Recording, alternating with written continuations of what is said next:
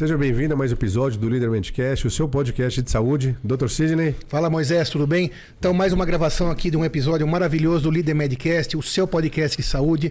Siga-nos nas redes sociais, se inscreva no YouTube, se inscreva no Spotify. Estamos também no Instagram, no Kawaii, no TikTok. Continue nos prestigiando para que a gente possa cumprir o nosso propósito, que é dividir conhecimento com vocês através de autoridades em diversos assuntos de saúde.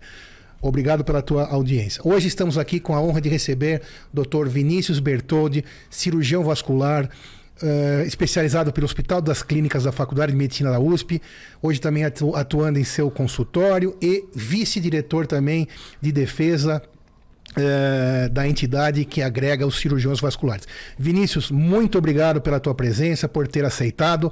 Vamos aqui dividir conhecimento com o pessoal. Obrigado. Imagina, prazer estar aqui. Espero trazer algumas informações importantes sobre a especialidade, né?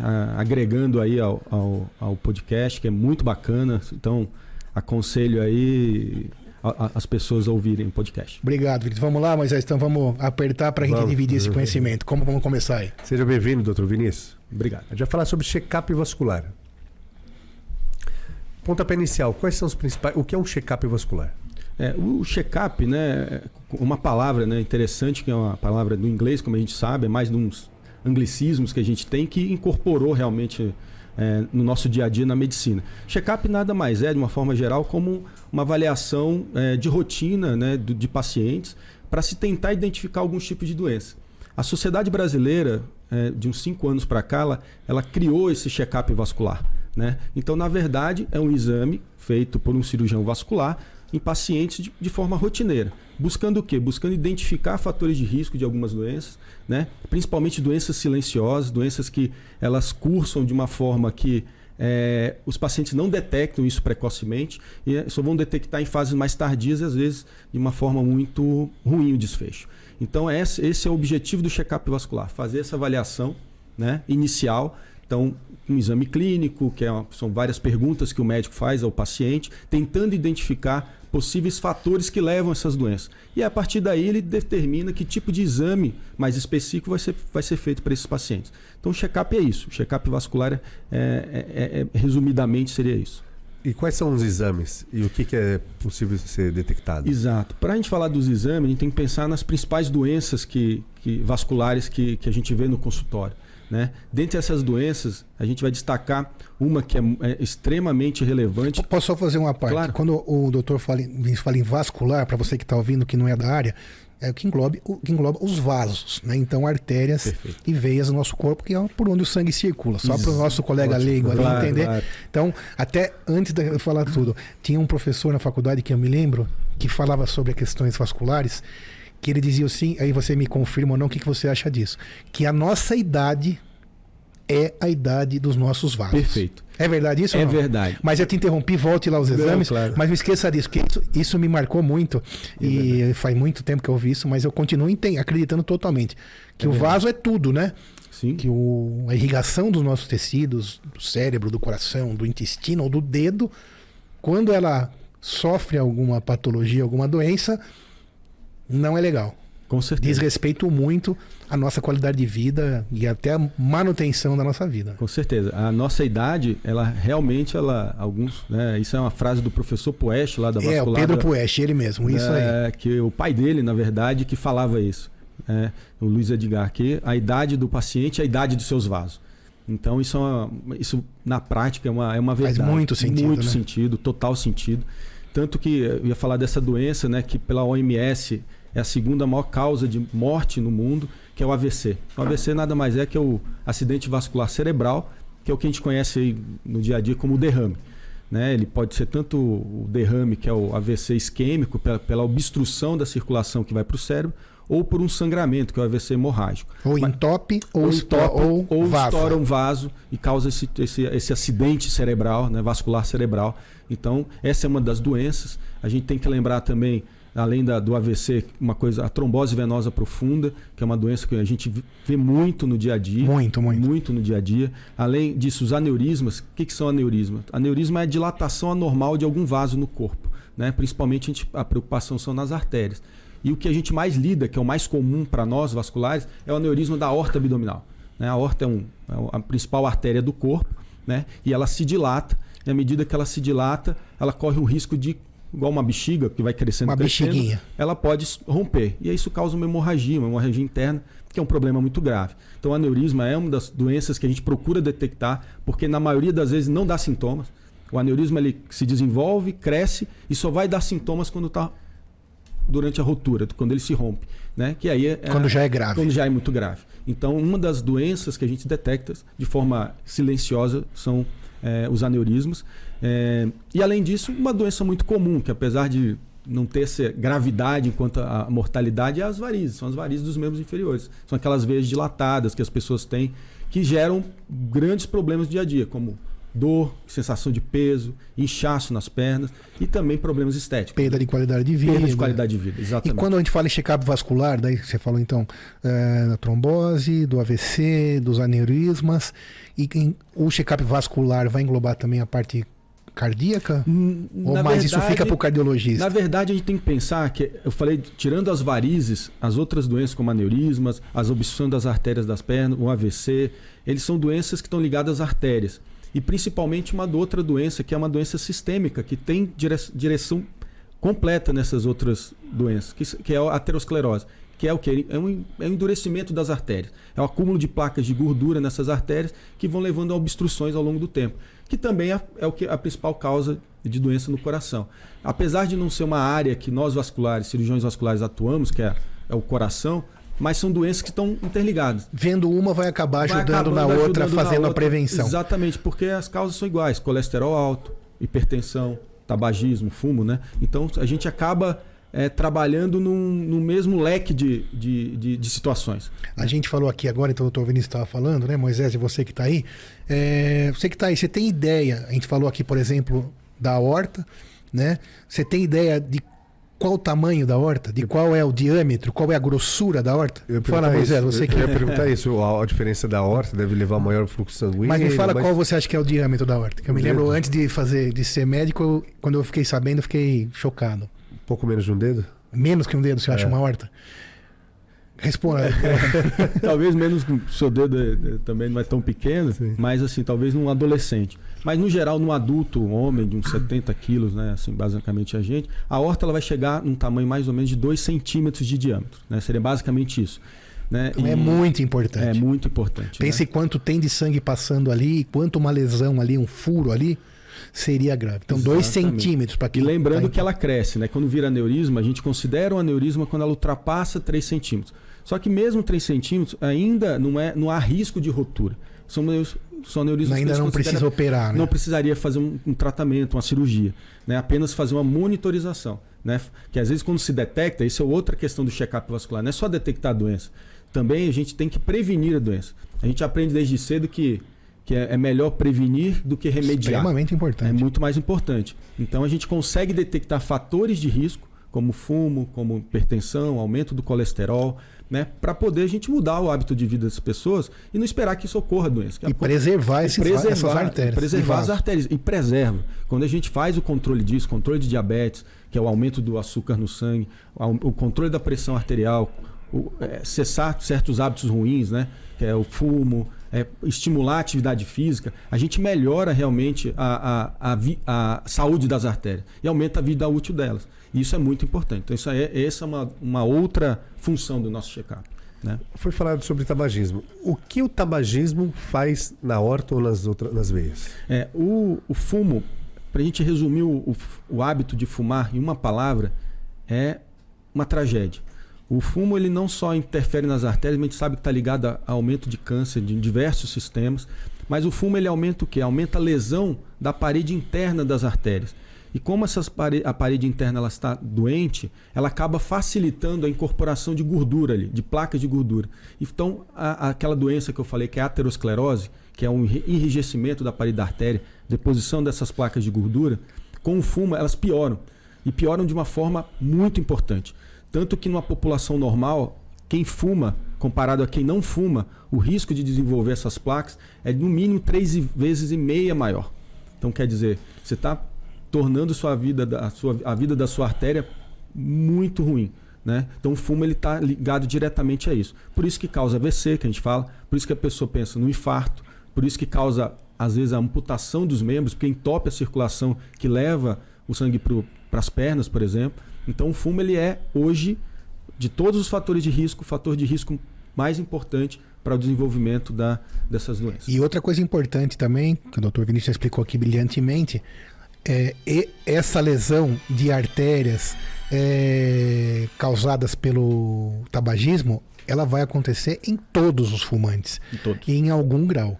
Então não existe, tanto que você nem vai ver isso escrito nos maços de cigarro, porque no álcool ainda você vê lá dose segura, beba moderadamente, você não vê lá fume moderadamente, porque a indústria, ela tenta disfarçar, vamos ser claro aqui, né? Aqui é para isso, para a gente falar a verdade, né? Como a gente disse no começo aqui, esse é o nosso compromisso, o nosso propósito. A indústria tenta disfarçar da melhor maneira possível, a lei obriga algumas coisas, né? Que colocam aquelas fotos, mas todo fumante vai desenvolver algum grau de lesão nas suas artérias.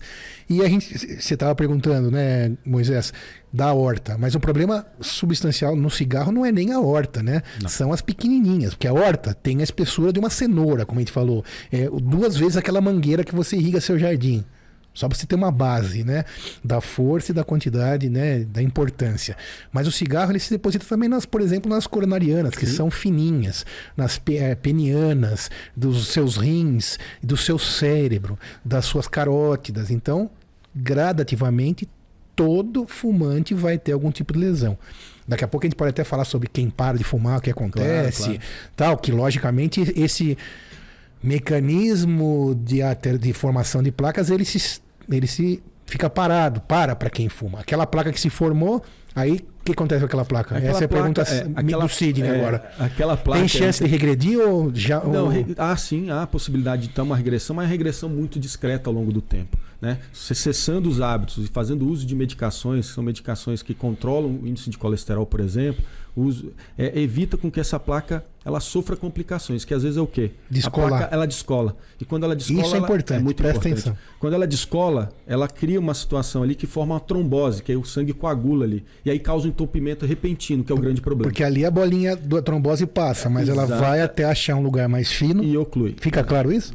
Isso até é bem causar, por exemplo, um AVC. Exato. Mas deixa eu perguntar isso de novo, porque realmente é uma pergunta séria. Todas são sérias, mas essa é do próprio Sidney. Então, o ex-fumante, né? Então ele formou aquela placa que obstruiu, tampou X%, vamos supor, daquela mangueira tampou 20%, 1/5 daquela luz, a gente chama de luz por onde passa o sangue, né? É o cano que passa o sangue. Então 20% ele fez um exame, que depois a gente pode falar qual, fumou X anos, obstruiu 20%. Se ele parar de fumar, aquele 20 vai conseguir regredir?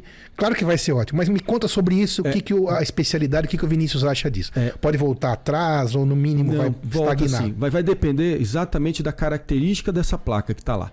Se for uma placa já muito calcificada, quando a gente fala calcificada, só para comparar o que é como se tivesse dentro da artéria uma casca de ovo, por exemplo. Aquilo ali é calcificação, só que bem mais dura do que a casquinha de ovo, porque a casca de ovo é fina. Então imagina aquilo ali dentro da artéria crescendo. Ela vai causar uma obstrução. Esse tipo de placa ela não tem mais regressão. Ela não regride, porque ela tem um mineral que está ali, cálcio, que não deixa regredir.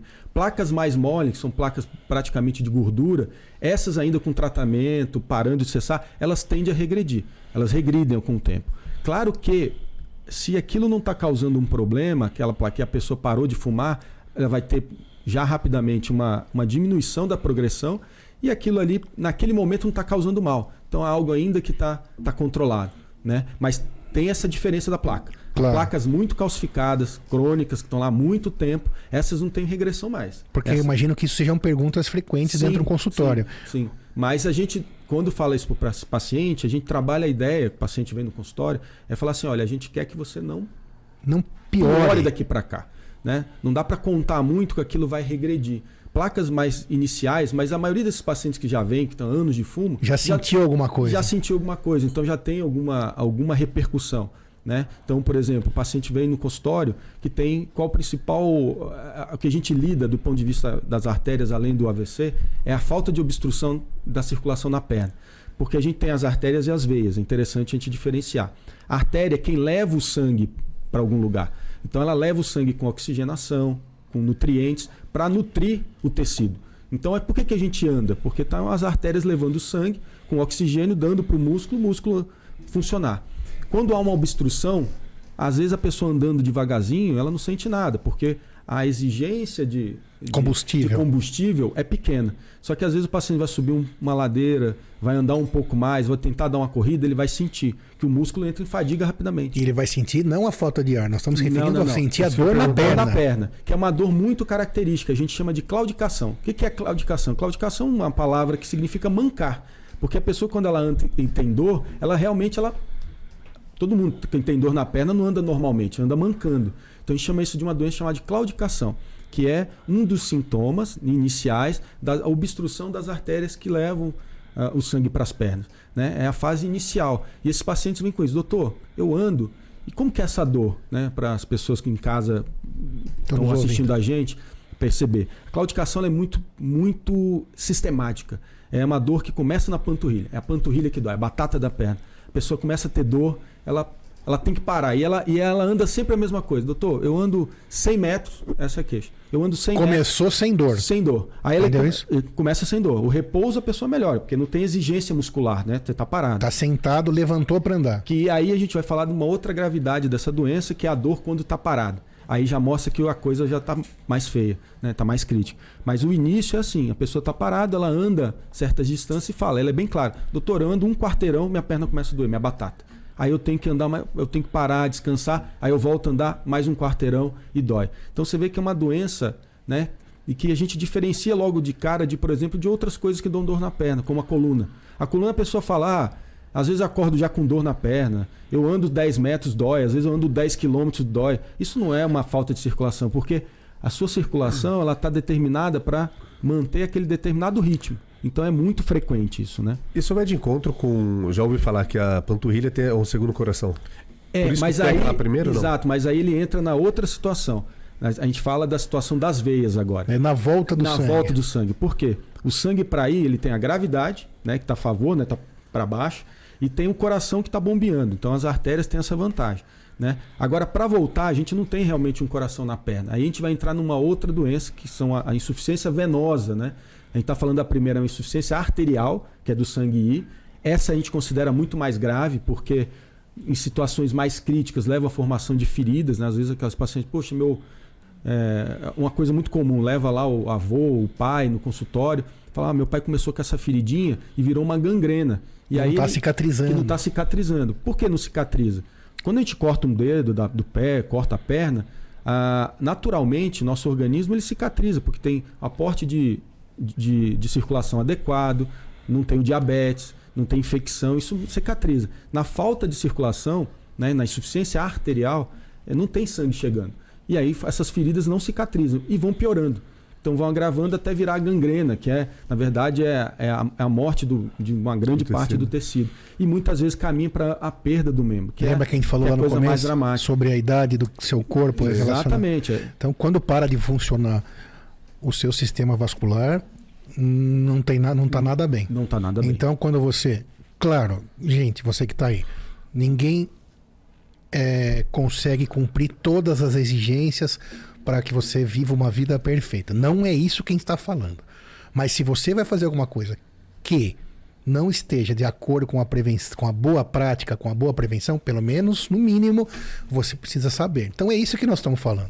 Então se você já fumou ou parou ou fuma, você precisa saber. Tá bom, você fuma, suas artérias serão paulatinamente lesionadas. Exato. E um dia você vai ter esse problema. Pode ser que você não chegue à idade para tê-lo, mas que você está evoluindo para tê-lo. Isso não é uma questão de opinião. Isso é ciência pura. E é pela química que tem no cigarro, porque quando aspira vai para o pulmão. O pulmão faz algum trabalho. Boa pergunta. Excelente pergunta. O cigarro ele tem milhares de substâncias e sabidamente tóxicas, sabidamente com algum efeito nocivo ao organismo. Né? Em relação às artérias, existe algumas mais específicas, principalmente muita a nicotina, né? E é absorvido pela circulação e ao ser distribuído pela circulação, essa substância... Do corpo inteiro. No corpo inteiro. Ela vai para o corpo inteiro. Ela se deposita na parede das artérias. E aí que causa o dano. A parede mais interna das artérias, que a gente chama de endotélio, que é bem fininha, ela que protege os vasos das agressões ali iniciais, que o sangue está passando. Ela é uma parede protetora. O cigarro, ela quebra essa parede. E aí forma placas, forma trombose, né? E isso que vai causando essa lesão ao longo do tempo, né? E a gente até fala, aproveitando o gancho para o paciente, fala assim, a saúde, ela é um grande cartão de crédito. Perfeito. Você vai usando, mas pode acreditar, uma hora a conta chega. E às vezes chega de uma forma que a gente não consegue pagar. E né? Pode chegar repentinamente através de um AVC, do infarto. Exatamente. E voltando ao cigarro, que tem tudo a ver com questões vasculares, né? Eu acredito que seja uma boa parte da demanda do seu consultório, né, Vinícius? Tem essa lenda sobre a nicotina. No cigarro você tem a nicotina e mais outras 300 substâncias nocivas comprovadamente que aumentam a incidência de câncer. Como que o cigarro, por exemplo, faz para se manter aceso? Tem até pólvora no cigarro, né? Então, é muito óbvio que lá um dia, né, como quando se começou a fumar, não se sabia nada disso.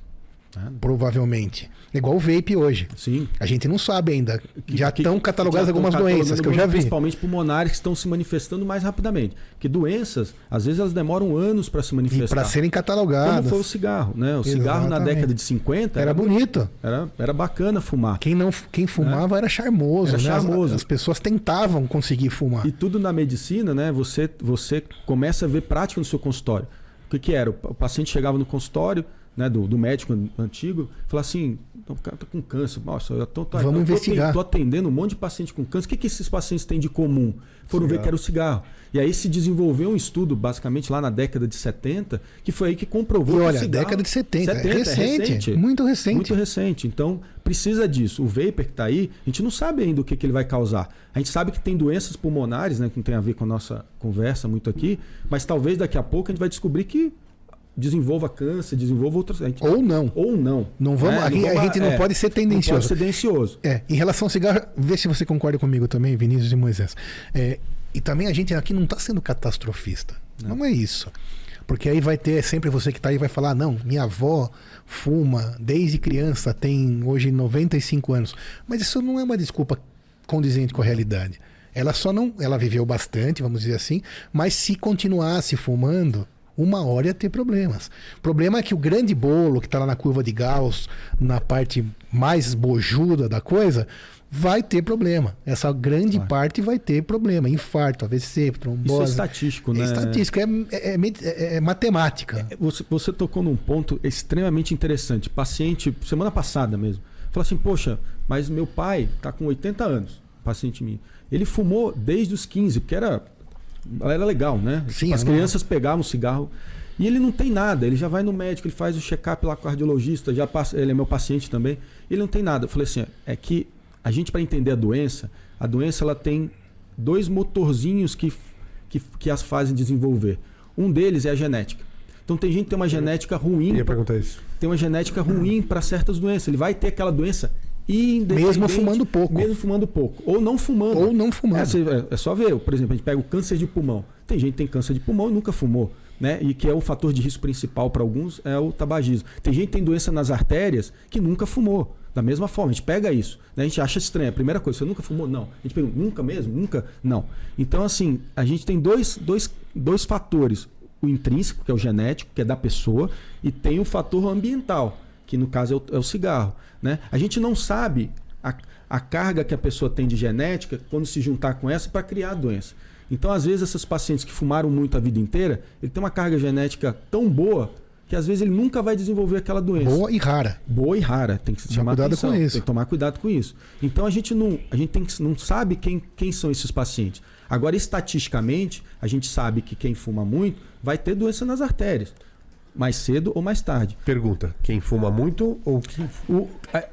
Fumar já é ruim. Ok. Claro que a quantidade, ela piora. A quantidade ela está diretamente ligada à piora na evolução da doença. Mais rapidamente e em gravidade. Então, quem fuma mais tem a evolução mais rápida e mais grave.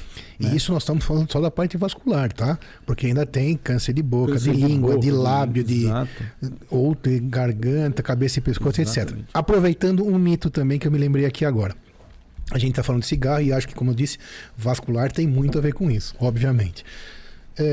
O pessoal, muitas vezes você vê a gente falando que você tem hoje aí na molecada, assim, em geral, você vai na banca de jornal, você vê pessoal que tá fumando aqueles, eu não sei como chama aquilo exatamente, que tem gosto, né? Mas é como se fosse um cigarro feito à mão, sim.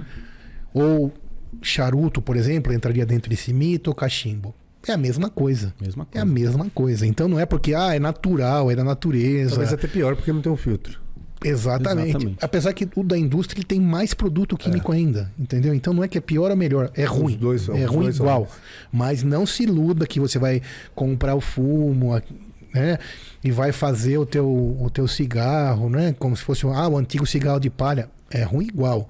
Vai te causar aquela lesão que a gente falou alguns minutos atrás lá no endotélio da artéria, que é a camada que deveria proteger e vai abrir uma porta para essas lesões arterioscleróticas que a médio e longo prazo serão demolidoras para todos. E ainda chamando a questão de a gente a gente não está trazendo nenhuma, né, uma mítica tragédia, né? Mas assim, sim, claro. Eu fumei uma vez, agora não é assim. A gente tem que recomendar bons hábitos. Realmente a gente sabe que o tabagismo leva a essas doenças, né? Então a gente não pode recomendar.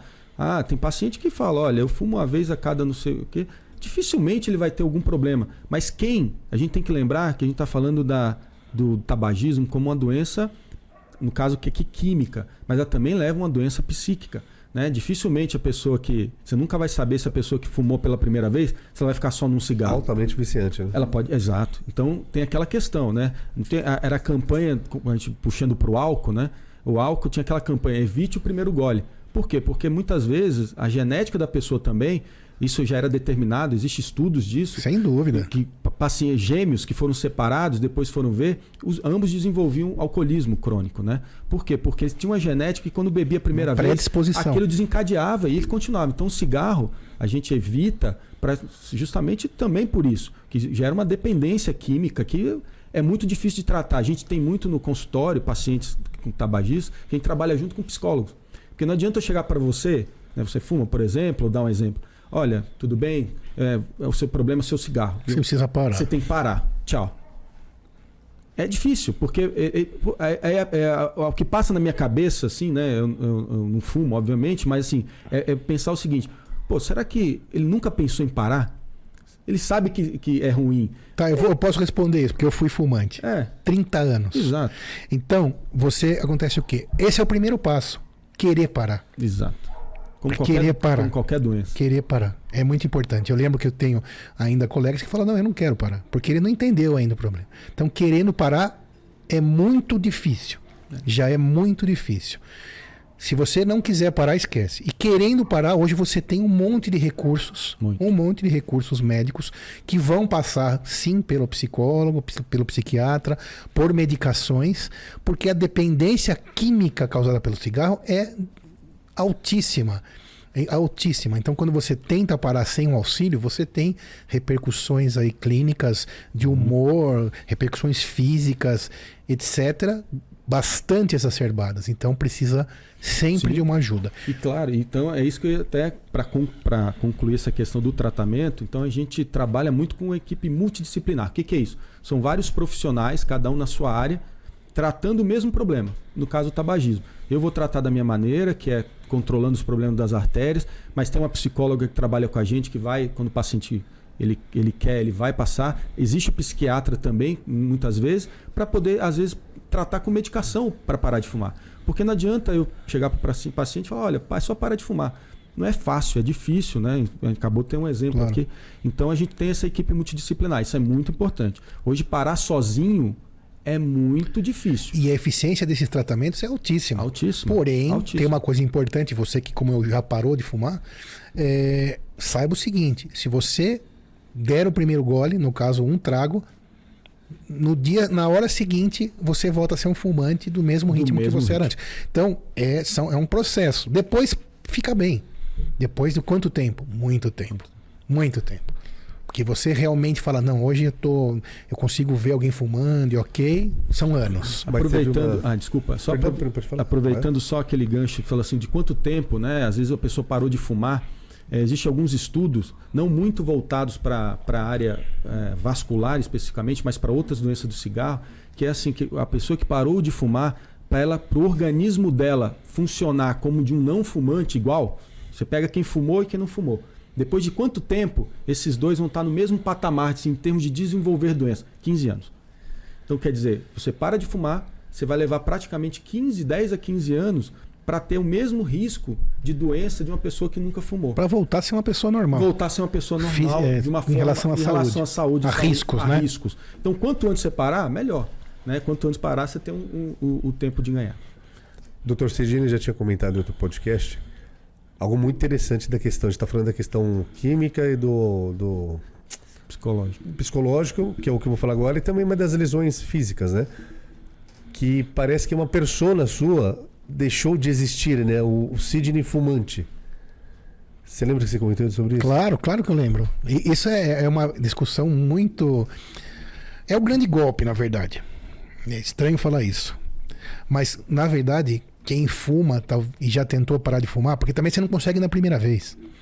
Eu estou agora sem fumar há muitos anos já, mas eu tentei uma vez, consegui 3 meses, já consegui parar definitivamente na terceira. Mas uma coisa muito, talvez relacionada um pouco a essa questão que você falou, genética, intrínseca, que o cigarro também altera a sua identidade. Uhum. Então, isso é uma das coisas que você que quer parar tem que trabalhar. Saber que vai ser um pouco diferente. Porque o cigarro que você usa, por quê? Porque em algum momento ele te mostrou ser bom. Temos que também entender isso, né? Mesma coisa o alcoólatra, o que use outras drogas, então, mas de qualquer forma o cigarro em algum momento ele te acalmou no momento de ansiedade, ou te levou a algum outro estado de espírito, vamos dizer assim. Então isso também muda. É uma coisa que precisa trabalhar bastante e por isso, na verdade, Moisés, a equipe multidisciplinar. É difícil, mas é totalmente possível. Totalmente. E assim, o lucro que você tem com isso, o custo-benefício é excelente, né? E até contar, já que vamos voltar daqui a pouco para o check-up vascular, mas entramos aqui no cigarro. Vocês dois ainda são muito jovens, mas eu que já tenho 50, quando eu tinha 13, 14, 12, 13, 14, assim que eu comecei, você ia nas praias do estado de São Paulo, não sei se vocês imaginam isso, mas tinham carrinhos lá da Souza Cruz e da Philip Morris com modelos homens e mulheres distribuindo gratuitamente carteirinhas com 5 cigarros. Claro. Você chegou a ver isso? Já. Isso é incrível. Isso é uma distribuição de um vício e quem podia pegar? Qualquer um. E aí você tá lá na rua, moleque jovem, sem ter hoje a informação, o acesso que você tem, você acaba pegando. E naquela situação onde a sua genética te predispõe a desenvolver essa adicção, esse vício, um cigarro é suficiente para ligar todos os seus receptores até quando? Para sempre. Para sempre. Bom, aproveitando esse gancho, né, que falou da dificuldade, mas que é possível. Então, para quem está assistindo a gente tem muito paciente que realmente parou de fumar e consegue. Então, às vezes a pessoa bota na cabeça, puxa, nunca vou conseguir, eu não sou capaz. Não é verdade, isso não é verdade. A gente tem experiência com muitos pacientes. Eu acho graça ter um paciente meu, ele acabou quase virando amigo, né? Assim, de ter meus contatos, tudo. Todo dia que ele completa o aniversário, que ele parou de fumar, ele manda uma mensagem para mim. Legal. O senhor lembra? Isso já tá fazendo 6 anos. O senhor lembra? Aí ele mostrava ele com uma foto, ele fumando. Sabe que eu lembrei? Eu lembro também. Porque foi no dia que a minha filha do meio fez 15 anos. Foi como que um presente. Toda vez que ela faz aniversário, eu falo, agora faz 5 anos. 6 então anos. Não desista. É possível e sua vida vai melhorar e muito, melhor? Sem dúvida. Fisiologicamente é uma mudança radical. Você vai descobrir uma coisa que você não respirava. Sim. É incrível, muda muito. Voltando a falar de vascular de uma forma geral, o cigarro, o tabagismo, ele deve ser o vilão. Quais são os outros? Cigarro é o primeiro vilão? É o primeiro vilão. né, Perfeito. dentro das doenças arteriais Disparado. hoje. Ele não disparado, Não. mas ele é acima. Como a gente usa em termos de probabilidade, risco relativo. Risco relativo é você consumir essa substância ou ser submetido a esse fator de risco, quantas vezes a mais você terá chance de desenvolver uma doença. O tabagismo está entre 3 e 3,5 vezes. Abaixo dele vem o diabetes, que é outro problema. O diabetes é uma doença que a agente vascular não trata diretamente, né? É uma doença metabólica. O que é isso? É a falha do pâncreas em, de certa maneira, produzir a insulina e acaba que aumentando a quantidade de açúcar circulando na corrente sanguínea. Isso leva a uma série de problemas, principalmente nos vasos. Então, o excesso de açúcar no sangue, ele vai matando os pequenos vasos, porque todo lugar é irrigado. Se a gente olhar nosso olho, a nossa retina, tem irrigação, são vasinhos pequenos. Então, por isso que o diabético, às vezes, evolui para cegueira, porque vai danificando esses vasos. Outros lugares, os rins. Então, pacientes que são diabéticos há muito tempo, tem insuficiência dos rins, tem que fazer, às vezes, hemodiálise. Uma série de fatores. E também afeta a circulação periférica, que são das pernas. E quando essa circulação, da circulação dos nervos, ela começa a morrer, o nervo começa a morrer junto. É o que a gente chama da neuropatia do diabetes. É o que a gente lida muito no consultório. Como assim? É um paciente que vai perdendo a sensibilidade dos pés. Ele começa, às vezes, com sensação de pinicar, sensação de dormência, formigamento.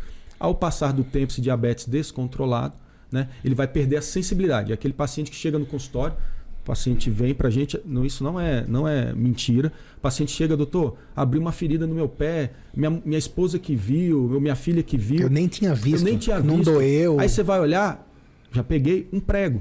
Ele pisou num prego, estava no pé dele, o prego estava lá ainda.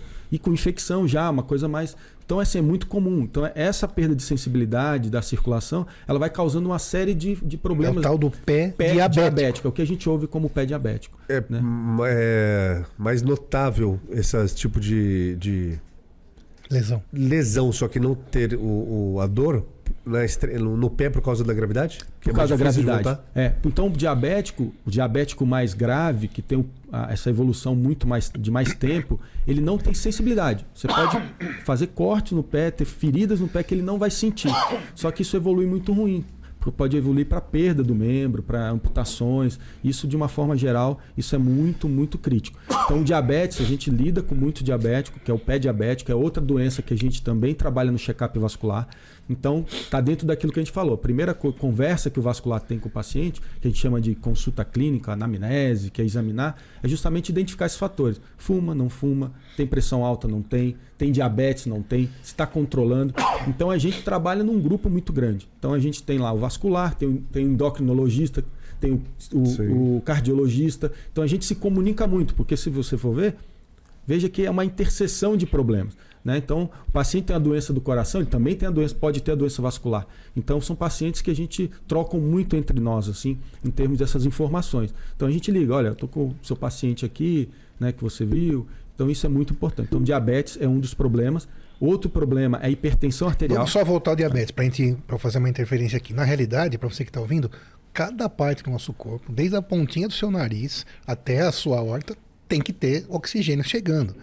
Pense então que o diabetes justamente acaba interferindo nisso e lá no pé, que é uma região mais longe, vai ser antes isso, mas vai acontecer no rim, no cérebro e em outros lugares.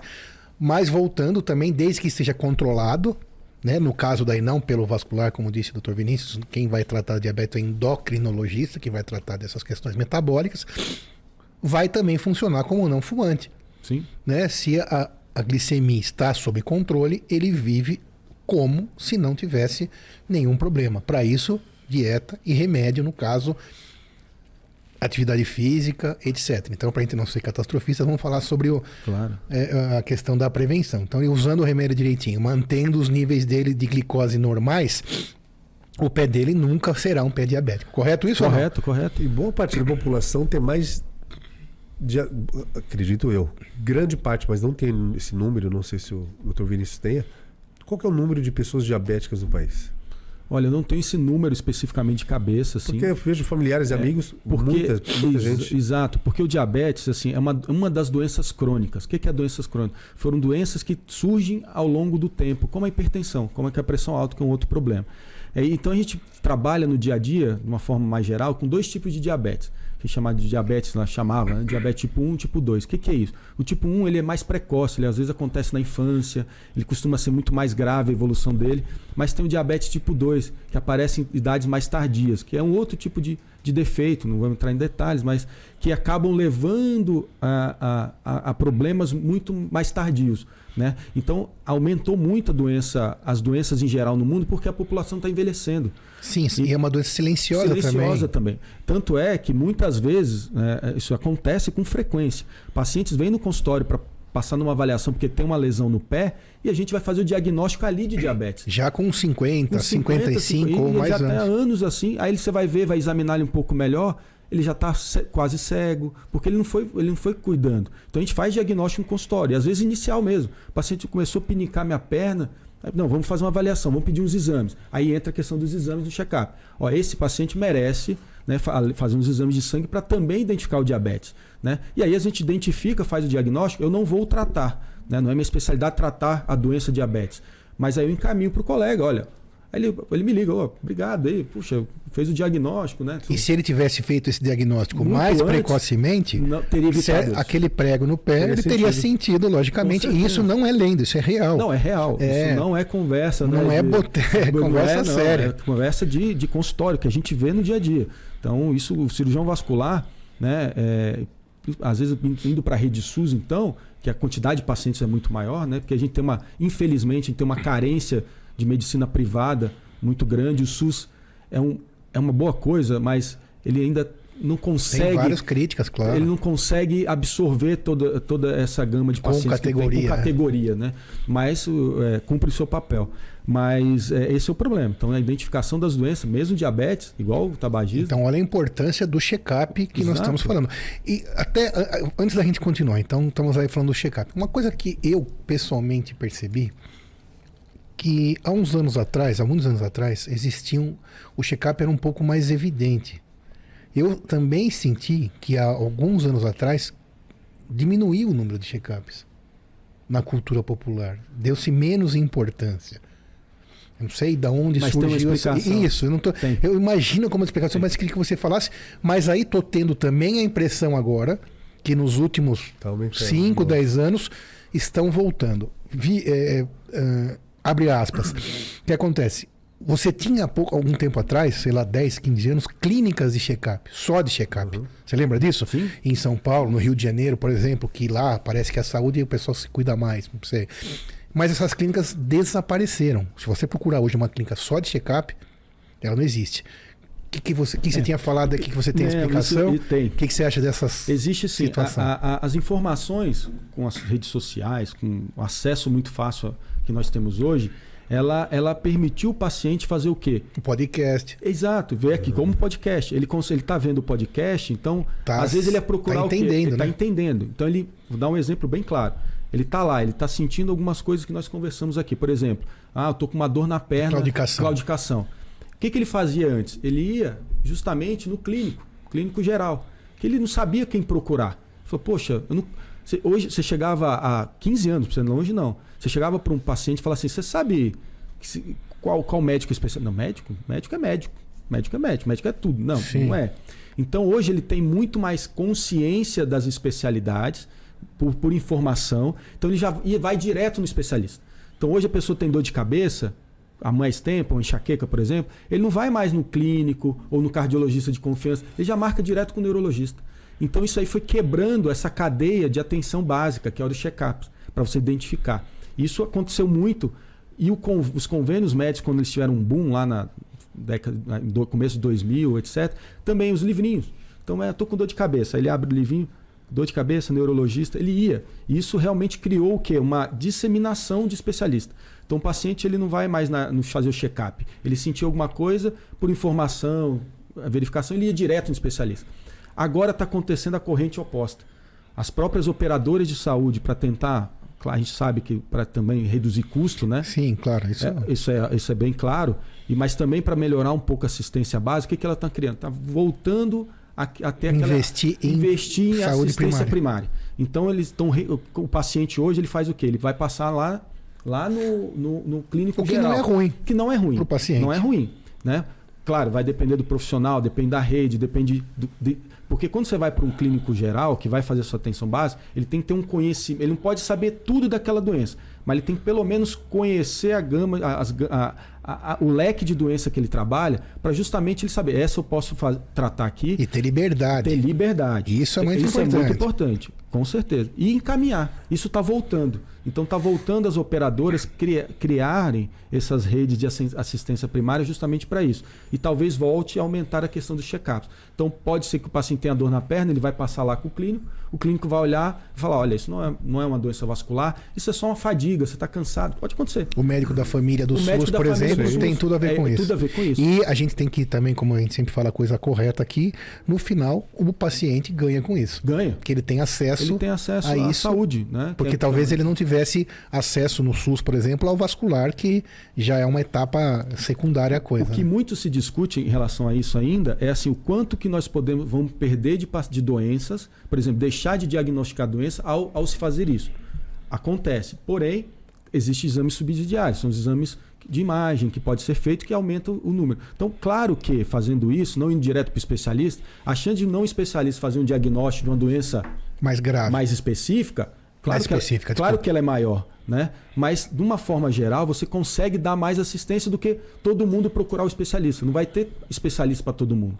Então, a gente acaba perdendo diagnóstico, né? Porque o paciente não tem acesso, né? Ah, mas é só ir no especialista. Não é tão simples. Não tem especialista para todo mundo, assim, em todo lugar do país. Muito menos no SUS. Muito menos no SUS. Não tem nem na rede privada. Então, ele ter assistência primária já vai fazer mais diagnóstico, mesmo se perdendo alguma coisa, né? Por falta de praticidade, etc., do que existe hoje. Então, isso é uma ideia que se discute muito ainda nas políticas de saúde, né? Que é uma coisa que abrange diversos aspectos, inclusive esse.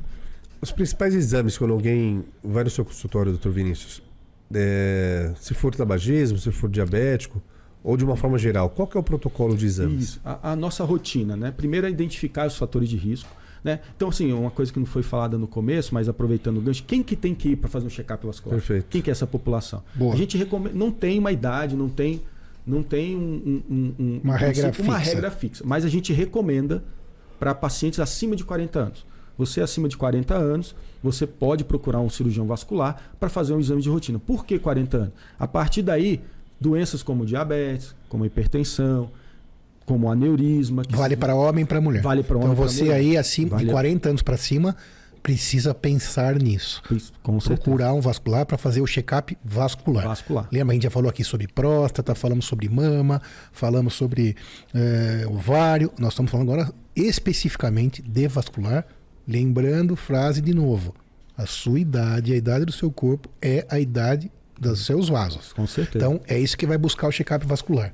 Então, esse 40 anos. 40 anos seria... E depois, qual a frequência disso? Fala sobre tudo isso. Aí vai depender muito do resultado. Né? Porque às vezes o paciente tem 40 anos, mas você não tem fator de risco nenhum, você não tem história familiar nenhum, você não tem nenhum fator genético identificável para doença vascular. Aí a gente pode, por exemplo... Todos os exames dela normais. Todos normais. O paciente não precisa voltar no seu consultório antes de 2 anos. Mas, de uma regra geral, quem tem fator de risco, a gente recomenda uma avaliação anual. Uma avaliação anual para ver. E tem aqueles casos que é muito mais prevalente, quer dizer, muito mais frequente na população, por exemplo, são as varizes, né, que são as queixas nas pernas. Então, são pacientes que já vai te procurar porque tem dor, tem inchaço nas pernas. Então, esse paciente a gente já recomenda que vá no vascular. Porque, na verdade, as varizes são uma questão estética, mas até a página 2, como eu diria, né? Um e-mail. Porque quando você tem um sintoma daí clínico, aí já diz respeito a uma doença que pode progredir para algo grave. Com certeza. Né? Porque está começando a se manifestar ali na sua perna. Aproveitando aquele gancho. Na sua coxa. Mas aí ela está também com problema no resto do corpo. Claro. Por quê? Porque é um sistema único. Funciona. Tudo interligado. É uma rede de mangueirinhas que estão todas interligadas. Se a mangueirinha do seu pé lá está dilatada, ou a veia ela não está funcionando, grandes chances de outras veias do seu corpo estarem com os mesmos problemas. Afinal, elas foram sujeitas às mesmas intempéries, claro. às mesmas agressões. Perfeito. Claro.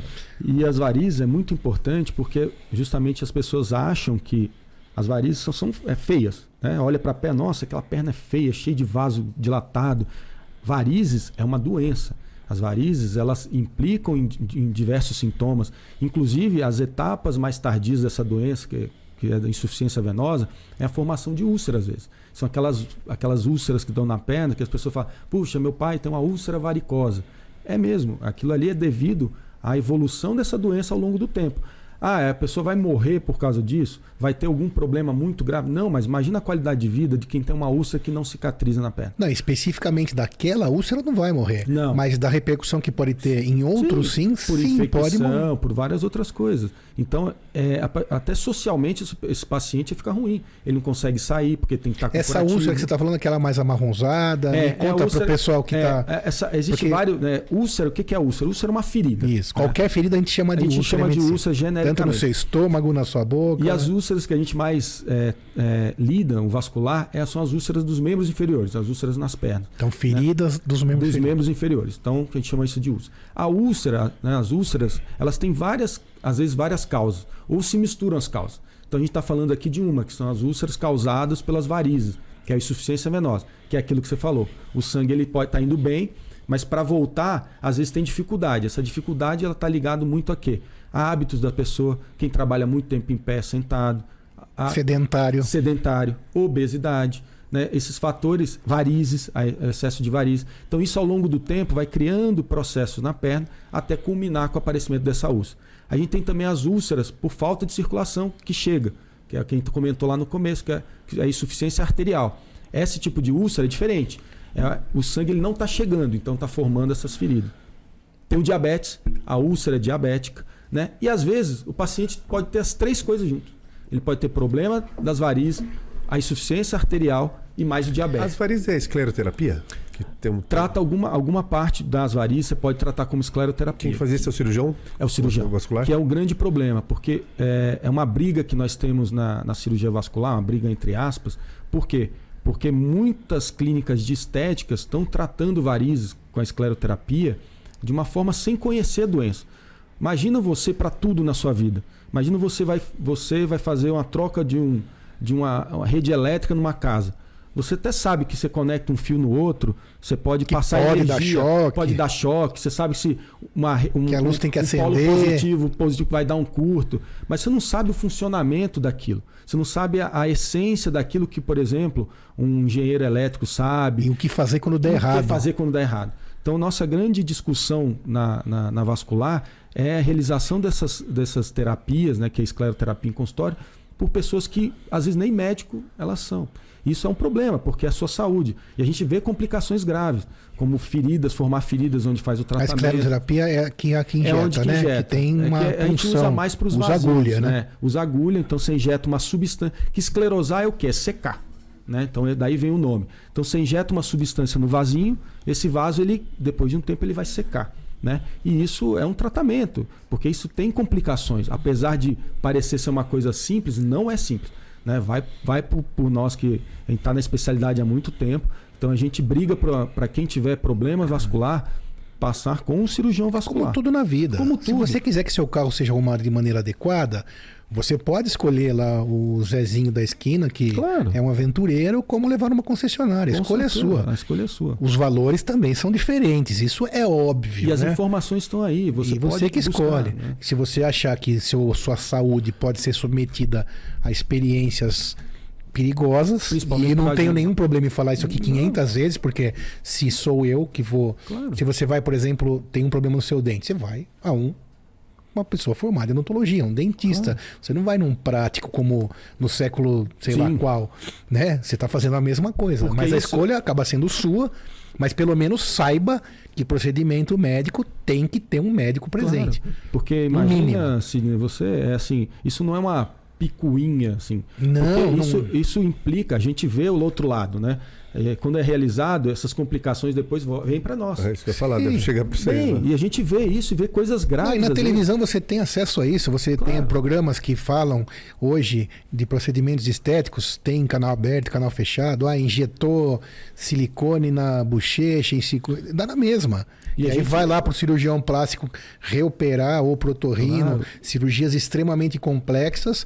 Qualquer coisa que envolva a agulha, por exemplo, é um procedimento para um profissional de saúde, Claro. médico sem dúvida. E a gente recebe, eu sou vice-diretor de defesa profissional da Sociedade Brasileira de Cirurgia Vascular, então a gente recebe muitas denúncias referente a isso, né? E às vezes chega pelos próprios pacientes, né? Não é só de médico para nós, não. E isso chama muita atenção, porque isso tem tudo a ver com o check-up, entendeu? Às vezes o paciente passa lá nem passa com vascular, ele tem doenças mais graves, né? Às vezes ele vai fazer um tratamento que ele não deveria ser feito. Às vezes não é o que a pessoa pode até saber fazer, porque você treinar uma pessoa, ela sabe fazer. Até a escleroterapia. Até a escleroterapia. Claro. Se treinar bem, ela vai fazer. Para quando dá certo. Para quando dá certo. Só que ela não sabe por que ela está fazendo, quando que ela tem que fazer, quando parar de fazer e quando tratar as complicações. Às vezes pega um paciente e vai fazer uma simples escleroterapia e às vezes tem complicações graves porque ele tem outras doenças. E não era para ser feito aquilo. Sendo que isso já acontece até com médicos preparados. Até com médicos preparados. Né? A complicação acontece com médico preparado. Imagina com um profissional não preparado. A diferença é que a gente diminui, né, a chance, porque a gente sabe quando indicar, mas também sabemos tratar. Então isso a gente consegue diminuir o risco absurdamente geral das coisas. Então essas questões são muito discutidas na especialidade e justamente a gente trabalha muito isso na primeira consulta, no check-up vascular. A gente cria esse vínculo com o paciente para ele continuar tendo a cabeça dele de sempre manter essa rotina, né? Acompanhar com vascular, tratar com vascular, né? E isso vai ser bom para a saúde dele. É isso que tem que ser. O foco é a saúde. Você tem que pôr na sua cabeça que a saúde é o mais importante. E você perder isso... E a gente sempre fala aqui também, como você vai saber se aquele profissional é um cirurgião vascular habilitado? Basta, para a medicina é fácil.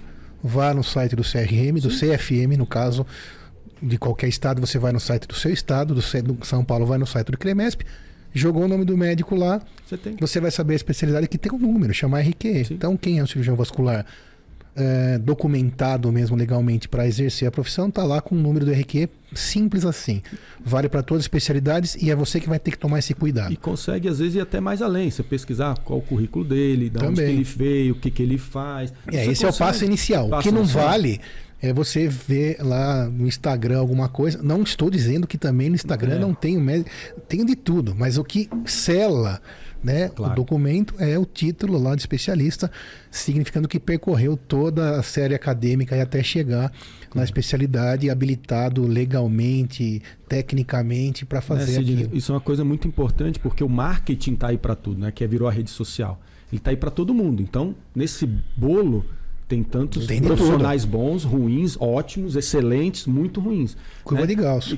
Claro, é a curva de Gauss, exatamente. Então, esse é o cuidado que tem. Então, pesquisar além disso é importante, né? E conhecer também acho que é muito legal o podcast, porque muitos pacientes vão ter talvez primeiro contato com essa questão de check-up vascular, com a cirurgia vascular, às vezes hoje. Sim, o paciente chega para mim e fala assim, nossa, eu nunca passei no vascular. Nunca pensei nisso. Nunca pensei em passar no vascular. Por isso que eu fiz aquela explicação, porque da próstata todo mundo sabe, da mamãe. Então, acho isso muito legal. A gente está diretamente ligado à sociedade vascular, a gente trabalha muito isso com as campanhas. Então, a sociedade ela tem várias campanhas para... Pense na trombose, vamos tratar as varizes, essas campanhas que são feitas de forma pública, sem nenhum fim, né, lucrativo, obviamente, elas aumentam muito o leque dos pacientes. E parece que não, mas isso às vezes atinge um alcance, como o podcast de vocês, que você às vezes salva uma vida. Isso, esse é o ponto. Não é assim, você falou agora há pouco sobre a picuinha lá de não querer que o outro profissional faça, não é isso. Não é isso. Assim como divulgar a questão do check-up, não é para ter mais paciente, não tem nada a ver, científico. É óbvio que até você também imagino, se sentiu, falou, poxa, eu já fiz o meu, né? Completo, direitinho, né? Será que eu tenho verificado da maneira adequada, regularmente? Porque são situações que mudam completamente o desfecho. Totalmente. Você tratar o seu quadro de diabetes adequadamente se transformará num ser saudável normal.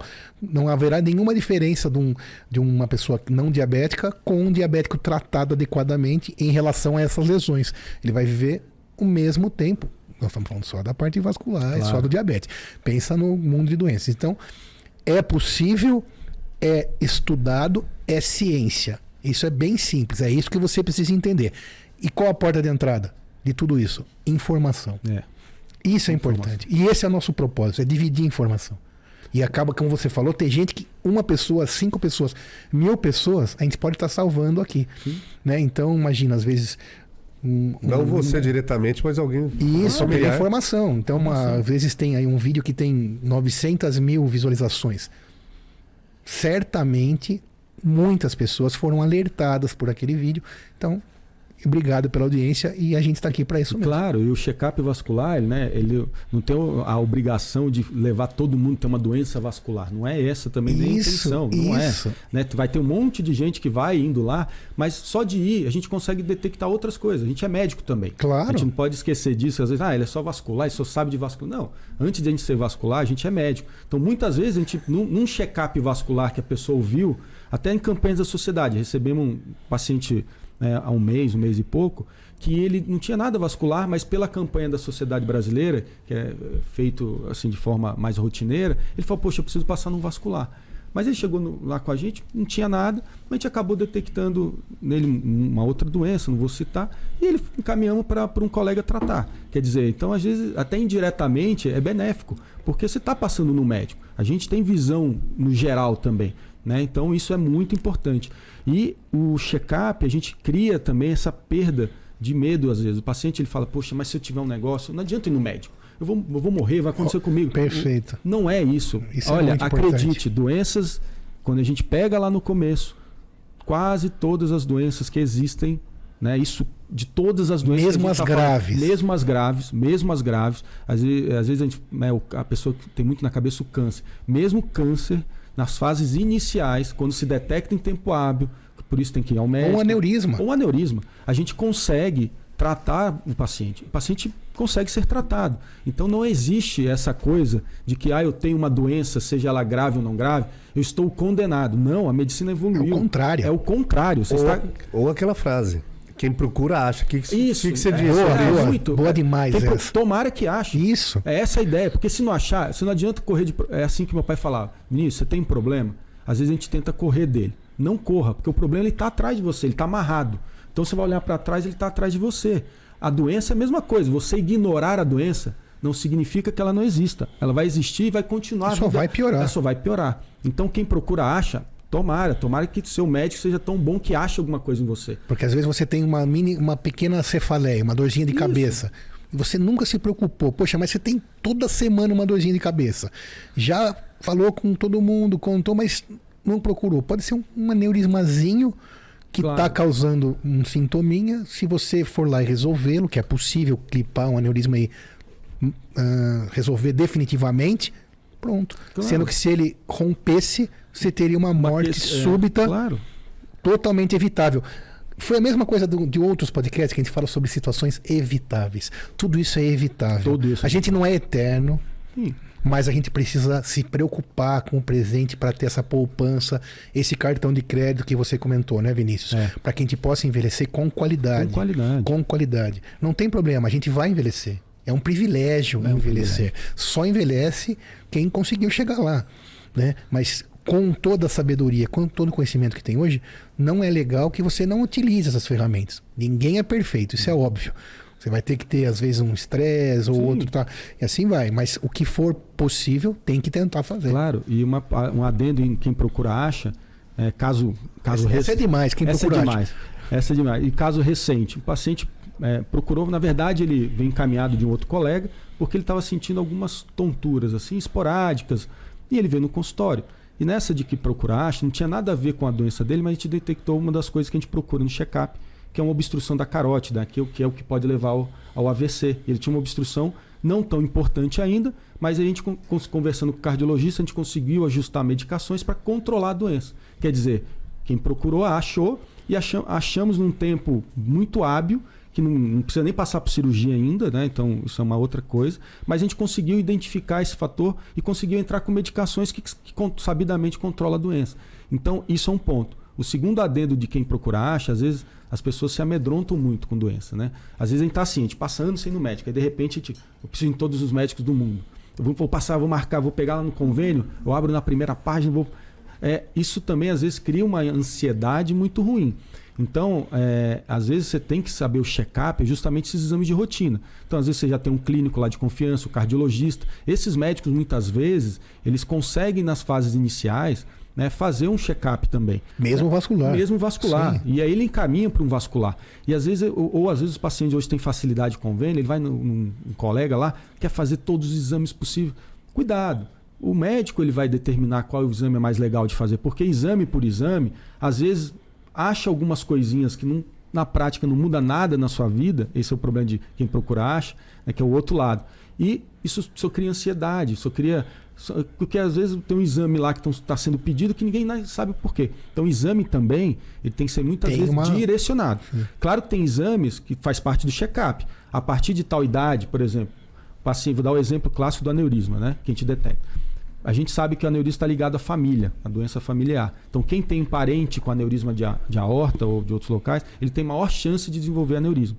Então, esses pacientes, mesmo sem sentir nada, porque é uma doença silenciosa, eles precisam passar no check-up, pedir um exame. A gente começa com o exame de ultrassom, que isso a gente tem no consultório. Então, a gente mesmo já faz ultrassom para detectar, para poder acompanhar. Então, existe esse tipo de exames que faz parte do check-up.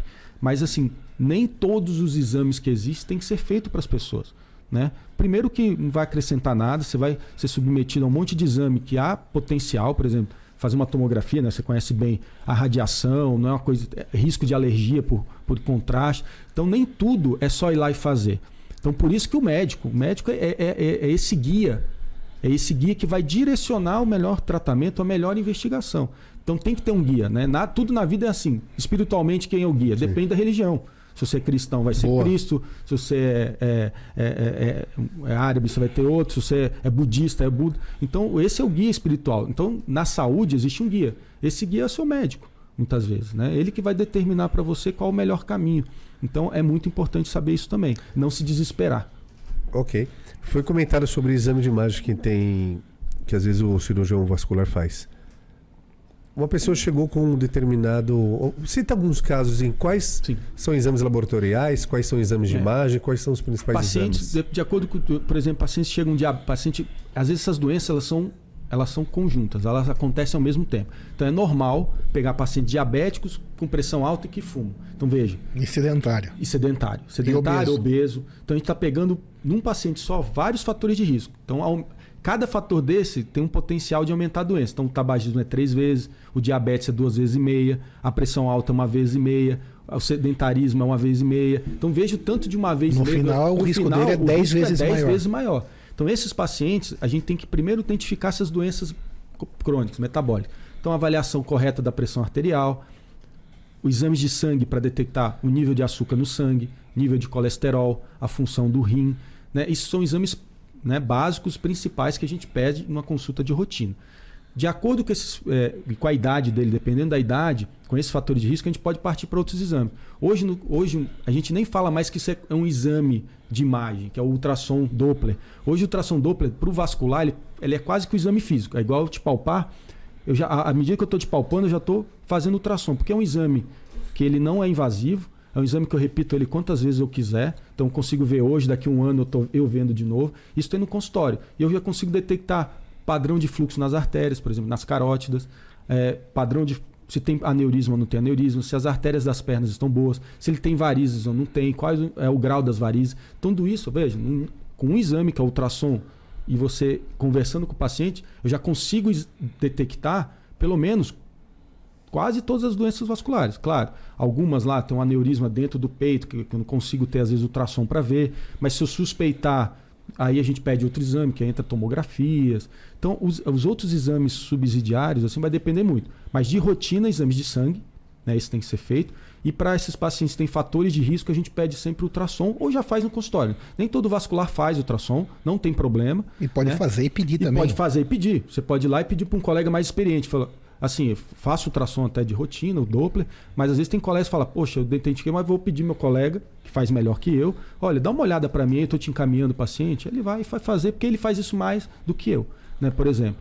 Então, esses são os exames de rotina. Com isso, a gente consegue identificar quase todas essas doenças que eu citei para você, né? Doenças que às vezes vêm já com direcionado. por exemplo, falei da trombose venosa, que é uma coisa muito importante, né, que dá medo nas pessoas, porque fala, nossa, estava viajando, tive uma trombose, a pessoa viu que ela morreu de trombose. A trombose venosa é uma doença mais aguda. Né? A trombose, o que é a trombose venosa? As veias, a circulação que está lá dentro, o sangue, se a gente comparar o sangue, ele é líquido, a gente comparar com o leite, ele é líquido igual ao leite. Só que quando ele trombosa, quando ele coagula, ele fica igual a coalhada do leite, igual ao leite talhado. Então, em vez de ser líquido, ele fica sólido, né? E ali ele obstrui o vaso, né? E está nas pernas, que é o principal lugar. 80% das tromboses venosas se dá nos membros inferiores. E o paciente, quando tem obstrução, ele chega com 2 sintomas principais, que acontece em mais de 90% das pessoas. Ele já procura, que é a dor na perna com inchaço. Geralmente localizado, mais numa perna do que não nas duas. Porque às vezes a pessoa tem dor na perna, mas ele está o dia inteiro de pé. Ele chega no final da tarde, as 2 pernas dele estão mais inchadas e doloridas. Mas não, é uma dor, é um inchaço repentino associado a uma dor. Aí aumenta o risco de ser uma trombose. O cirurgião vascular ele consegue fazer o diagnóstico. Às vezes o paciente vai, olha, eu tive isso, vou lá no cirurgião vascular, eu já vejo, ou ele vai num clínico, não, procura um vascular, já faz o exame. Então isso é uma das doenças que a gente procura muito, né? Assim, as pessoas têm muito medo, mas é uma doença aguda, diferente das outras. Essa aí, a pessoa, ela sentiu, teve a trombose, mas 90% das vezes ela vai ter algum tipo de sintoma. Então nunca esquecer também da trombose, que faz parte disso, né? Mas ela entra no check-up, não porque a gente vai pedir exame para procurar trombose, geralmente a pessoa ela vem já com o diagnóstico, ele sentindo isso, mas ela também entra na questão do check-up. Tá? E o mais grave acaba sendo o AVC? Depende. Tudo depende. Depende do... Tomar um tiro, por exemplo, usar bem, ser atropelado. Depende. Foi o quê? Uma moto, se o carro passou a 10 por hora, 50 por hora. Então depende... Dentro do vascular que... Depende. Por exemplo, situações catastróficas. Eu posso ter um AVC e a pessoa morrer. Ela pode ir a óbito, morrer mesmo pelo AVC. Ou ela pode ter sintomas muito pequenos, às vezes que a gente chama de... que é o acidente isquêmico transitório. A pessoa ela sente alguma coisa, ela ficou fraca a mão, mas reverteu em horas. E melhorou. Então, é muito relativo. Ou isso quer dizer que a placa passou, o organismo compensa. Entupiu uma região não tão grande. E ela vai para onde depois? Não, ou ele é absorvido, ou ela fica lá e o organismo ele cria uma circulação acessória para compensar. O problema do cérebro, que ele é um local que isso acontece de forma muito, como vou dizer, não previsível. A gente sabe que existe uma rede de colaterais que são o quê? São vasos acessórios que se comunicam. Então, às vezes, eu posso entupir um vaso, mas aquela mesma região... É um atalho. É um atalho. Ele pode ser compensado por outro vaso. Tem lugares que isso não acontece. Quando isso não acontece, aí é mais grave. Se aquela região específica, ela só é nutrida por um vaso e ele entupir, aí dá problema. Entendeu isso? Entendeu? Se eu tenho a sorte do organismo, que ele é tão inteligente, que o nosso organismo ele cria essas situações. Por que nem todo mundo, por exemplo, que tem um entupimento da circulação da perna, ele caminha para uma ferida ou perde a perna? Porque tem a circulação acessória. Por que todo mundo tem uma artéria... Um infarto, por exemplo. Tem uma artéria do coração entupida e não tem um infarto. Porque às vezes você vai fazer exames nesse paciente, está tudo entupido. Fala, nossa, mas como? Não está sentindo nada? Não está sentindo nada. É impossível, né? Não é impossível. Um atleta, por exemplo... O corpo é muito inteligente. O corpo, ele se vira também muitas vezes. Mas então, como é isso? Ele cria novos vasos. Criado nova circulação, porque aquilo vai entupindo ao longo dos tempos. Isso aparece na imagem? Aparece. A gente consegue ver exatamente rede de colaterais. Ele faz o atalho, seu corpo faz o atalho. Ele faz o atalho. Mas muito mais do que a gente vê isso é o que o paciente sente. A gente sabe, às vezes pode estar entupido, mas está bem, está ótimo. Aí vai ter um tratamento ou não, vai depender. Mas isso é uma coisa muito importante. Outra doença catastrófica é o aneurisma. Como a gente falou, o aneurisma ele cresce de forma silenciosa. A artéria vai crescendo, ela não dói na maior parte das vezes. Crescendo num lugarzinho específico. Geralmente é na aorta abdominal, que está aqui na barriga. É o lugar mais comum. 40% das vezes, dos aneurismos que acontecem na aorta, que é um vaso que sai lá do coração e vai dando irrigação para todas as partes do corpo. Na parte abdominal, 40% das vezes é ali. Então é um lugar mais comum. Ele vai crescendo. Chega um ponto que ele cresce igual uma bexiga, você vai soprando. Né? E a gente sabe, em homens, o risco de rotura são aneurismas, a gente falou o tamanho, 2 centímetros. Acima de 5,5, a gente sabe que a gente tem que fazer alguma coisa, operar. Aí existem vários tratamentos, mas tem que operar. Por quê? A partir dali, a gente sabe a história natural da doença. Olha como é importante saber a doença. Porque a gente sabe o comportamento. A gente sabe que a partir dali ele vai crescer a uma taxa X por ano e vai ter uma rotura X por ano. Então a gente trata. Né? Abaixo disso, a gente pode acompanhar, vai depender. Então, por isso que o check-up é importante. Isso que eu ia falar, só sai no check-up isso. Isso a gente só vai... Não vai Porque ter, não tem sintoma. silenciosa. Não tem sintoma. Outro sintoma, o aneurisma pode dar dor. Só que a dor, ele traduz uma coisa quando dói. Que o aneurisma está crescendo Já muito tá rápido. grande também. Tá muito rápido. Ele está rápido. Imagina a mangueira que eu falei, estourando um pedacinho dela. A quantidade de hemorragia água que grave. sai. Isso é uma situação catastrófica. A gente sabe que o aneurisma, quando rompe, a mortalidade na hora é de 50%.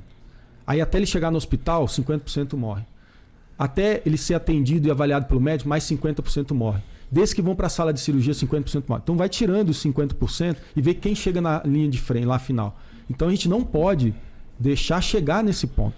Então a ruptura do aneurisma é a situação mais catastrófica que a gente tem. E o aneurisma cerebral Mesma existe? coisa, A mesma coisa, Mas parecido. se foi aparecer no check-up, ele está numa Aí- etapa inicial. Aí depende do tamanho. Por exemplo, no caso do aneurisma da aorta, existe... Hoje isso é muito estudado. Então, É aneurisma, tudo estudado, tudo Moisés. estudado. Quais são os riscos e benefícios, Isso. entendeu? A gente sabe a exatamente. conduta, é A tudo conduta. matemático. Não é assim, eu acho que esse caso eu vou operar. Não é mais isso. A medicina, isso lá atrás era, porque era a experiência do colega. Hoje a minha experiência, ela até conta. Claro que conta. Eu Muito. sei como vai se comportar. Mas ela não é mais o determinante, há muito tempo isso, é mais o determinante em se ditar o que tem que ser feito ou não com uma doença. Porque existe estudo clínico. É feito isso, você pega populações que têm aneurisma desse tamanho e foi comparando. E foi vendo, olha, esses aqui morrem, eles precisam tratar. Então hoje isso é bem sedimentado, isso é A mais B, não tem mais, é receita, não tem mais o que falar. Então aneurismas abaixo de 5,5 em homens e abaixo de 5 centímetros em mulheres, esses aneurismas a gente pode acompanhar com o exame. Só quem tem que acompanhar. Medicação também? Medicação não tem nada efetivo, não tem. No aneurisma. No aneurisma. Ok, Mas essa sim, pessoa especificamente provavelmente aneurisma. tem Pressão alta, diabetes, e isso você vai outras. controlar. É. Né? Então esse controle ele é importante por quê? Porque vamos supor que você tem que operar o aneurisma, mas a pessoa tem um diabetes compensado, hipertensão descompensada, o coração é ruim. Como você vai operar? Como você vai operar? Então, o controle do organismo, o controle das outras doenças, ela se faz necessário. Então, veja que é uma coisa conjunta. Então, essa avaliação vascular vai fazer. Eu tenho um aneurisma, e agora? Estou condenado? Não. Primeiro, qual o tamanho do seu aneurisma? Meu aneurisma tem 3,5. Já é aneurisma? É um aneurisma. Mas ele rompe. A gente sabe que nesse tamanho, né, a maior parte dos aneurismas, tem outros, né, vai depender da forma. Que a não gente é vai tão entrar em simples detalhes. assim, tem Mas alguns é só outros pra- detalhes. Eu só estou dizendo isso porque é o cirurgião vascular que faz isso. Né? Então ele vai te dizer, é o guia, né? É o famoso guia. Sim. Então ele vai te dizer exatamente, não, no seu caso, olha, fica tranquilo, nós vamos fazer o exame, você vai voltar comigo aqui daqui a 1 ano, com um exame assim. Caso você sinta dor, como que é a dor, doutor? É uma dor que começa aqui no abdômen, vai para as costas, não melhora. Não é aquela dorzinha que você acabou de comer, você mudou de lado e melhorou, sabe? Isso você explica, mas todos os pacientes que eu acompanho, que têm aneurisma, eles têm meu telefone. Porque pode acontecer a qualquer Pode momento acontecer a em dor. qualquer lugar, ele vai me ligar. Às vezes ele está num lugar, ele fala, doutor, olha, eu estou sentindo isso. Aí eu vou falar, olha, vai agora me procurar em tal lugar, ou vai para o hospital mais próximo, ou eu vou falar para ele, calma, não é bem assim, você está bem, isso não é disso. Talvez a pessoa pode ter aneurisma cerebral e viver a vida toda. Tranquilamente. Claro. Tranquilamente. Assim como aneurisma de aorta, assim como obstrução arterial, assim como diabetes. Tem gente... Se estiver equilibrado, estiver fazendo acompanhamento. Porque a gente nunca sabe qual é a repercussão, qual é a evolução dessas doenças em cada pessoa. Cada ser, a gente fala isso, né? Isso é meio filosófico, mas cada ser é um universo. Boa. Cada indivíduo é um universo. E é um universo em tudo, inclusive em doença. Às vezes você pode ter uma doença que em mim vai me matar daqui a 1 ano. E você vai viver a vida inteira. Legal isso. E cada universo vai se comportar, de um comportar jeito individual. Diferente. Então, cada indivíduo é um universo mesmo. E na doença, quando a gente lida com doença, a gente ganha, né? Tem aquela famosa... que a gente não sabe como se comporta. Claro que a gente tem que basear nossas condutas em estatística. Eu não tenho que achar Sim. assim... Poxa, Moisés é um cara... Eu acho que ele... Sim, a genética dele é boa. Vamos deixar esse aneurisma. Deixa esse aneurisma lá. De Moisés, 4. vai viver só... Não. Eu tenho que fazer tudo igual para todo mundo. Isso é saúde pública, né? Claro que a gente está falando de pode ser privado, mas isso é logística em saúde. É fazer condutas que já são pré-determinadas. Isso não saiu da minha cabeça, né? Sim. No caso do aneurisma, continuando, é hereditário? Também. A gente sabe que fatores genéticos são mais importantes, porque os vasos, ele é um material, um tecido, né? Tem muito tecido de proteína, colágeno, etc. Vários, enfim, é complexo. Mas algumas pessoas, essa parede ela vai perdendo força. Então ela vai sofrendo e ela vai deixando aquilo dilatar, vai deixando aquilo crescer. E isso tem fatores genéticos muito importantes. Por isso, por exemplo, para aneurisma da aorta, por exemplo, filhos de pai, por exemplo, que teve aneurismas, tem que ser investigado mais cedo do que a população geral, porque o risco de desenvolver é muito maior. Quem fuma, o risco também é muito maior. Quem tem pressão também é um risco maior. Né? Mas tem fatores, às vezes, que protegem. Né? Por isso que essa consulta com o vascular, ele vai saber se esses fatores são determinantes para essa doença. Se eu tenho que me preocupar com essa doença ou não tenho que me preocupar com essa doença. Eu vou me preocupar com outros, mas essa não. Então, essa avaliação é importante. Então, aneurisma tem fator genético. Então, eu sei que se um pai, o primo ou o irmão dele teve um aneurisma, por exemplo, da aorta, eu tenho que ficar muito mais de olho nele. Porque a chance dele ter é maior do que, por exemplo, quem não tem. Mas tem uma probabilidade maior de 50%? Não. Aumenta em torno de 20%. Né? Quem tem fator. Só que é muito grande. Muito grande. De cada 100, 20 pessoas. Sim. É uma doença que a gente está falando que não dá em todo mundo. Né? A gente está falando assim. Sim. Aqui é muito viciado hoje a conversa, porque a gente está falando especificamente das doenças. Sim. Claro. Então a pessoa fala, poxa, eu tenho aneurisma, eu vou logo no vascular. Não é bem assim também, mas dentro do check-up vascular, eu vou te examinar e vou falar, olha, quanto a aneurisma, sua aorta aqui está ótimo. Vai só acompanhar daqui. Por isso que esse guia é importante. Por isso tem que ter alguém na frente disso tudo. E no caso de uma correção cirúrgica do aneurisma, também para você que está aí deve ficar curioso, a gente falou, parou de fumar, em algum tempo sua vida volta ao normal.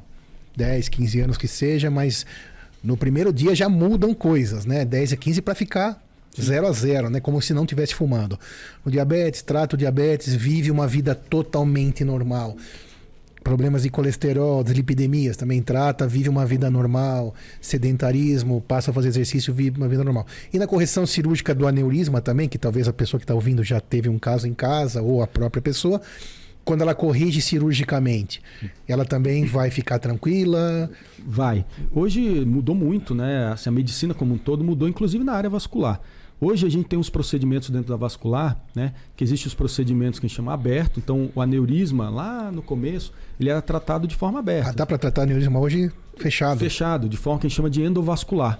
Ao invés de a gente ter que abrir a barriga... Imagina a aorta, né? A aorta como se fosse um cano. Você tem um cano furado, como que você troca um Quebra cano furado? a parede. Você tem que ir lá quebrar a parede, chegar no cano, fechar, né, a saída e entrada de água, tirar Conserta o cano o meio e bota lá um novo no lugar, conserta aquilo. O aneurisma é feito exatamente assim, de forma aberta. Né? Então a gente era feito aberta, abre a barriga, acha o vaso que está lá, dilatado, a gente bloqueia a circulação momentaneamente naquele lugar e faz na barriga e na cabeça. E na cabeça. Aí a cabeça também é uma área que nós vasculares não atuamos, né? O neurointervenção, neurocirurgião. Mas é parecido. É quase funciona igual. Parecido. Só que hoje a gente tem a opção de não mais precisar abrir, por ser menos agressivo, menos invasivo. Então a gente consegue fazer por punção. Então existe o chamado de endoprótese, são próteses que ao invés de a gente colocar por fora do vaso, ela abre dentro do vaso. E ela exclui o aneurisma. Então o sangue vai passar por dentro daquela prótese. Como se fosse um stent. Como se fosse um stent. Ele é um stent. Chama stent também. Chama stent, só que ele é um stent que ele é mais revestido, ele é coberto. Então ele é impermeável. De uma mola. É uma molinha, né? É um tubinho que abre. É um pedaço de dentro. cano. É um pedaço flexível. de cano flexível que abre lá dentro, que ele é impermeável. Então ele abriu dentro do vaso, o sangue passa por dentro dele, deixa de passar por dentro do aneurisma. E isso daí você trata o problema. Claro que a gente está fazendo um tratamento num lugar que não era para essas coisas estarem lá. Então, nem por isso precisa deixar de acompanhar. Você está resolvido momentaneamente, mas existe ao longo do tempo algumas complicações de qualquer tratamento. Né? Então, você tem que acompanhar, fazer exames periódicos para ver se está tudo bem com aquela prótese, tem risco de infecção. Então, tudo isso é feito. Claro que isso aí diminuiu muito a mortalidade, porque você, mesmo com pequenas complicações que tem no futuro, nada se compara do que deixar aquilo lá do jeito que estava, que é o aneurisma. Que aí sim, aí é catástrofe, aqui a gente sabe o que vai acontecer. Então, as doenças hoje, a gente estava falando daquilo, ter medo de ter doença, né? De descobrir uma doença. Isso vai contra a sua vida. Hoje a gente você pensar isso, você está contra você mesmo. Hoje a gente consegue tratar aneurisma em alguns pacientes, internando num dia, existem protocolos para isso. Internar num dia, fazer o procedimento, por exemplo, e o paciente recebe altas no outro dia. Olha só. Operando uma doença grave. A aorta, uma doença grave. Uma doença isso você fala já no aneurisma acima de 5 centímetros. Que dos de 3 nem opera. Exato. Então, Claro que isso vai depender do paciente. Às vezes aquele paciente está todo descompensado, com diabetes. Aí a minha preocupação já deixou até de ser o aneurisma. Olha, o aneurisma está bem, mas eu tenho que tomar conta porque o diabetes dele não está legal. Aí o anestesista que se Aí o vire. anestesista vai ficar preocupado, né? O médico vai cuidar dele, o clínico também. Então isso vai depender muito. Mas a medicina evoluiu nos últimos 15, 20 anos, o que ela não evoluiu por 100 anos. Exponencial. Está sendo exponencial. E claro que as verdades na medicina, elas podem mudar. Verdade nesse momento, Nesse né? momento, que a gente pode descobrir coisas melhores ou descobrir coisas que a gente está fazendo que não são legais. que não são boas. E ok, porque são ok. baseadas em estudo São também. baseadas em estudo. Isso é muito importante. Isso é importante. Que todo estudo que é feito é uma população. A gente, olha, realmente aquilo vai dar certo. Mas quando a gente trata 50 anos, a gente tem uma quantidade de pacientes muito maiores e a gente pode ver, poxa, não era tanto quanto a gente viu. Mas a medicina, hoje, ela está cada vez mais exata. Ela está cada vez mais existindo condutas. Então, não é mais aceitável chegar assim, eu acho que faz isso, eu acho que tem que ser aquilo, eu acho que dessa forma eu dou remédio ou não dou. Está tudo sedimentado. Existem algumas dúvidas, que é normal, né? Porque a gente vai aprendendo cada dia mais. E a dúvida vai levar ao aprendizado. E a dúvida leva ao avanço. aprendizado. E quanto mais a gente estuda, mais a gente vai chegando lá. Então, assim, outra coisa do check-up, tanto vascular como check-up clínico, cardiológico, é justamente isso. Né? Também passar essa informação para o paciente, né? De que, olha, às vezes essa doença sua a gente trata dessa forma, mas tem que acompanhar. Então, porque daqui a pouco esse remédio que eu estou usando, ele já não é mais o melhor. Temos que trocar. Então, às vezes, porque tem paciente que passa lá, fala, não, já sei, ele falou que comigo está tudo bem, tudo. Deixa, vou ficar em casa. Só que aí passou 5 anos, já mudou tudo.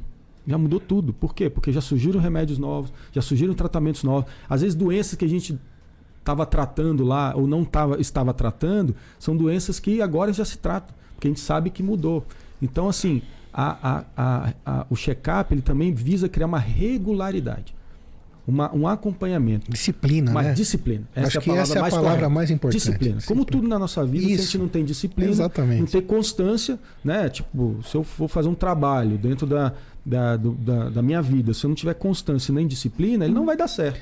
Pode dar por sorte. Aí é sorte. E lembrando que não vou dizer que é impossível, mas você conseguir ter disciplina em tudo é quase impossível. É quase impossível. Mas a gente é aquilo que a gente pode. Claro. Né? Não é o que a gente quer sempre. Então a disciplina aplicada na saúde é isso. Né? Você não vai conseguir aplicar em tudo, mas aplique em tudo que você conseguir e puder. Perfeito. E com isso vai ter só ganho. Perfeito. Moisés, passa Demais. rápido quando o assunto é sensacional. Certamente esse assunto daria para fazer muitos outros episódios, porque a gente, na verdade, se você pensar friamente, nem começou ainda, né? Dá para entrar em muitas coisas. Aprendeu bastante? Muito obrigado, doutor. Professor Vinícius, muito obrigado. Imagina. Foi muito espetacular essa divisão de conhecimentos. Que mensagem você deixaria para quem está lá nos ouvindo e gosta de compartilhar informação, sabe que saúde é um bem inegociável? Bom, meu objetivo de hoje vir aqui, né, apesar de conhecer muito bom o podcast de vocês, recomendo mesmo, é justamente plantar essa sementinha aí. Perfeito. É uma sementinha. Plantar uma sementinha na cabeça de quem está vendo. Não para ficar preocupado, achar que tudo vai acontecer. Não é assim. A vida ela tem seus altos e baixos, mas criar essa necessidade de muitas vezes você ter a regularidade de preservar a sua saúde. Saúde a gente tem essa, né? Só temos uma. E a gente tem que cuidar muito bem dela. Então, meu recado é: continue fazendo seus exames, continue cuidando da sua saúde. Hoje a gente tem informação, hoje a gente já sabe praticamente o que é bom, o que não é bom. Então a gente já consegue nós mesmos, né, no dia a dia, já fazer grande parte que o médico precisaria fazer, que era o conselho para algumas coisas. Então eu queria plantar essa sementinha, queria chegar no pessoal que está nos vendo, justamente para chamar a atenção da nossa especialidade. A cirurgia vascular, uma especialidade muito bacana, muito grande. A gente tem muito a contribuir para os pacientes, então a gente consegue melhorar a vida dos pacientes, desde a operação de varizes, melhorando a dor, a estética, até doenças mais graves. Então, se eu conseguir chegar um pouco na cabeça de cada um em relação a isso, eu já estou bem feliz. Perfeito. Foi um prazer. Certamente conseguiu. Semente do bem plantada, atingindo o nosso propósito, que é dividir conhecimento para você que sabe que saúde, cuide da sua saúde. Até semana que vem. Obrigado, Vinícius, muito obrigado mesmo. Depois vão os contatos do Vinícius para quem precisar procurá-lo. Moisés, tudo certo? Demais. Até semana que vem, gente. Líder Medcast, se inscreva no canal, siga-nos no Instagram e nas outras redes. Obrigado, gente. Até a próxima.